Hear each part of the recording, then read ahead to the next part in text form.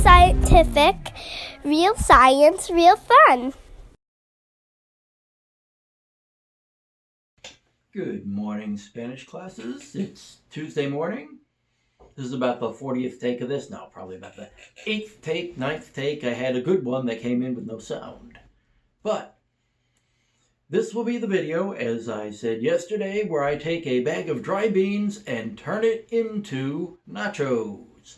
Your assignment is not to take a bag of dry beans and turn it into nachos. That's what I did. Watch to the end of the video to find out what I'm asking you to do. It will not be so difficult. What I am looking for you to do is to watch the video and participate. Post a response. We need some kind of input from you. We need to know that you're alive and well and willing to still learn something and all that, because we have to try and move you along to your next grade somehow. This is weird for us too. We're doing the best we can. So watch the video, learn how to cook dry beans, and find out what you need to do at the end. Please post a response. Thank you. Have a wonderful Tuesday. Get outside today. It's going to be gorgeous. Okay, so the first thing we needed to do when we're working with dry beans is you have to wash them. So I put them in a strainer and ran them under the sink and rinsed them off really good. Checked to see if there's any like little rocks or sticks or anything in there. They did come from a farm. So got them all cleaned up. There wasn't any rocks in this batch, so no sticks, nothing like that. And then they need to soak overnight. So you get water and you just pour enough in here to cover the top.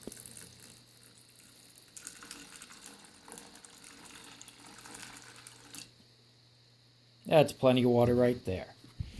Now, I'm also going to sprout some of these, because believe it or not, you can plant these beans and grow them. They're absolutely real beans, and yes, you can grow them. So I am going to sprout some of these, and we'll look at the sprouts under the microscope, and that'll go into the biology. This will go in for the Spanish, because it is frijoles. So I'm going to make Spanish-style frijoles, or at least my version thereof.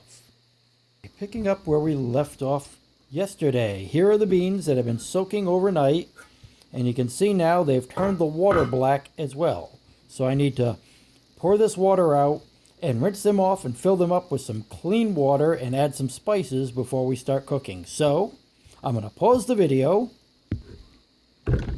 Okay, so here they are. They're rinsed off. And so you can see the difference from last night. This was a bean from last night. It is still and across the floor, rock hard. But now they are soft enough that you can smush them. But they are not cooked yet. I'm going to add first, cover them with about an inch of water.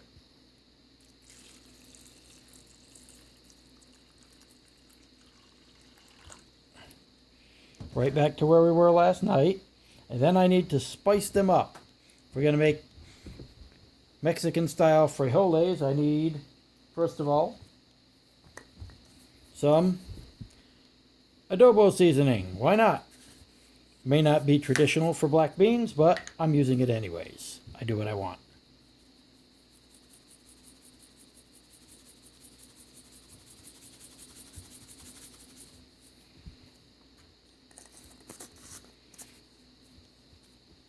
That does smell good. I'm also going to add, let me get a cutting board, and we're going to add some onion. Okay, so I've got half an onion here. Now, as I've said before, you want your knife to be sharp. A dull knife will cut you more often than a sharp knife. Now, this is going to be a little awkward for me because I'm trying to cut around this camera. But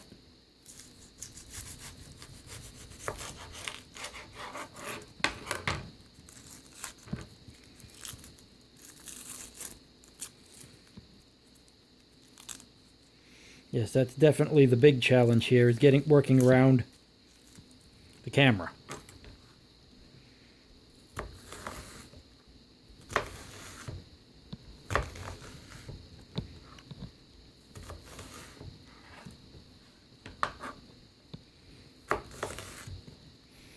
Now, you can use whatever type of onion you prefer. I like sweet onions.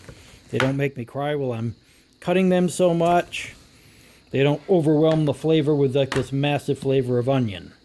And I probably don't need all that for the amount of beans we have there. So I'm only going to use about half this, and I'm going to save the other half chopped up for whatever Mrs. Q cooks tomorrow.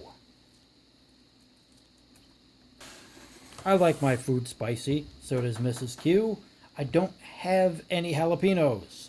A big part of this is showing you how to cook food with what you've got in the house, because going out right now, they're just saying don't even go out for groceries. Live with what you got. So that's what I'm doing. I've got Italian hot peppers that go on like grinder sandwiches. But I'm going to put some in here. It will add some hot spicy flavor.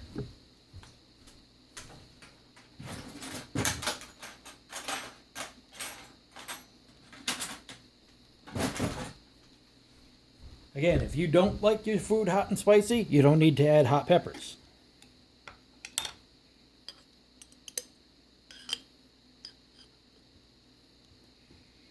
Nice spoonful of that.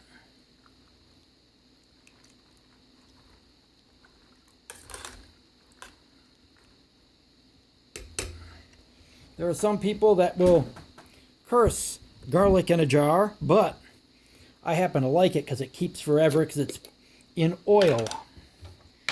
When you buy whole cloves of garlic, fresh and produce, you got to use them right away. So I only buy those when I'm going to use them. That's probably plenty. Yes, once again, we like our food spicy and flavorful. You might not. Use less if you don't like so much. Then I'm going to cover it. I'll put this right on the front eye. And I'm going to turn the front on, not all the way to high. I'm going to put it to medium high. And it's got to come to a boil. And once it comes to a boil, much like cooking rice, then you reduce it. So I will show you that when we get there. Hey there. You can see me now. Let me turn the other camera on here. The beans are just about done cooking. Let me move this camera over so it can look inside there. Just waiting for some of that liquid to cook out. And then in here, I've got some vegetable shortening, and I'm going to refry the beans. So basically, we've cooked the beans, and then we're going to put them in a frying pan with some grease, and we're going to refry them. To go along with that, I've turned the oven on. It's not hot yet, but I've got corn tortillas, which some people like them, some people don't, but I got something cool I'm going to do with them. Once this oven gets hot, I'm going to put them directly on the rack in the oven, and they're going to cook up and become nacho chips. It really works. I tried it, and it totally works. So that's what we're going to do, and we're going to end up making nachos out of all this. I got cheese, we got salsa, so we're going to have nachos. All from a bag of dried beans. Okay, so got this going. I'm turning this pan on now. Right front, we're going to turn that up to high. And wait for the pan to heat up and the grease to melt. And we'll transfer the beans over into there with the melted grease, and we'll make refried beans. Okay, looks like the oil is starting to smoke a little bit here. So we'll turn this down just a little bit, but that means it's good and hot. We can start putting our beans in.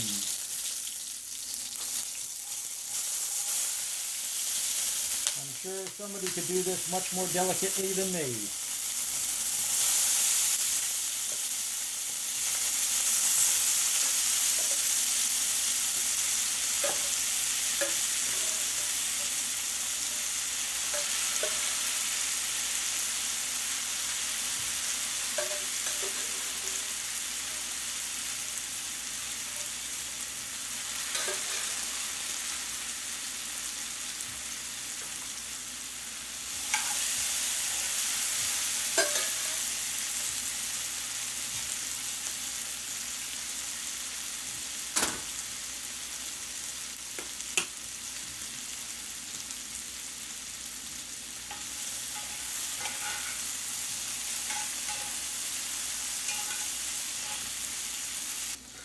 The light just went off in the oven, so now the trick to doing these corn tortillas and turning them into nacho chips, pretty simple stuff.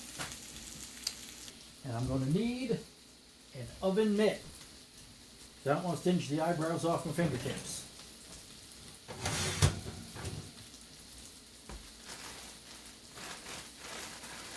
Take the tortillas, don't have to butter them, nothing. Just put them dry, right on the rack in the oven. Not on a pan, not on a cookie sheet, just drop them right on the rack.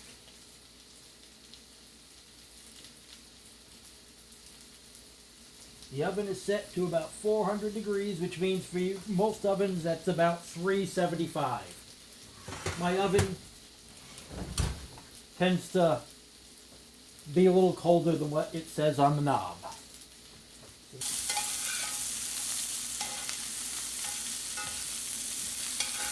These do smell good. I'm smelling the corn tortillas already too. Doesn't take long to get that sweet corn smell happening. Okay, so here we go. Ooh, I got a little too toasty. I got impatient, and then I kind of overcooked them a little bit.